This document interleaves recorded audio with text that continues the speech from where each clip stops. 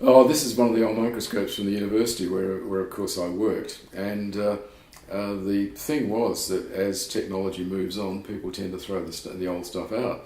These were beautiful old brass instruments, and I discovered one day that the guy down in the workshop was sawing them into pieces and using the rack and pinion out of them to make little other things that he needed.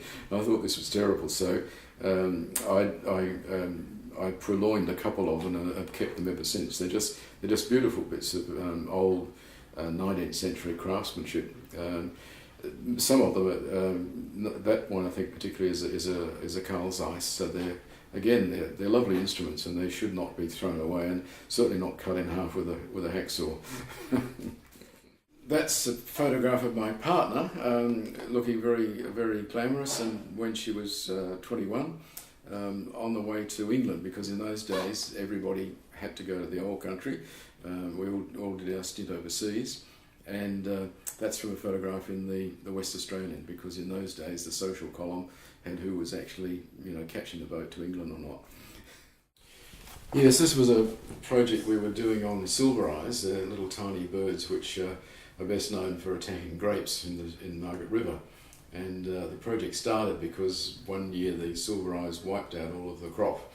And as I was a zoologist, I was approached because people thought we should know some way to stop birds doing this sort of thing, because the problem was that we knew nothing about silver eyes and why they attack grapes at all.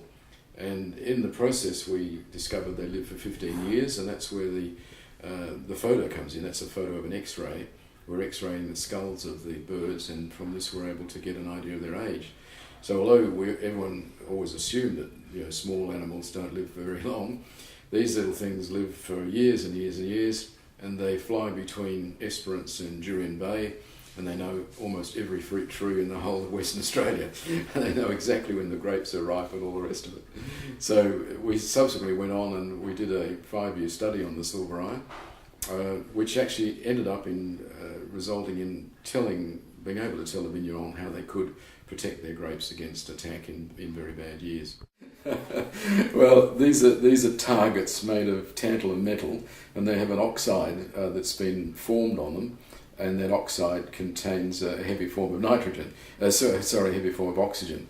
And we were using this to study the metabolism of honey possums, a little tiny marsupial, lives on Banksias down in the southwest. And an amazingly complex process which involved us whizzing over to Sydney and exposing these little targets to a beam of protons, and the end result of this was we were able to discover how much energy honey possums use in a day. But again, the project's long since finished. But the craftsmanship that went into making these targets and all the rest of it was so nice that, and again, it's a lovely object that I've always wanted to keep an example of. We had lots of these, of course. Most of them were thrown away.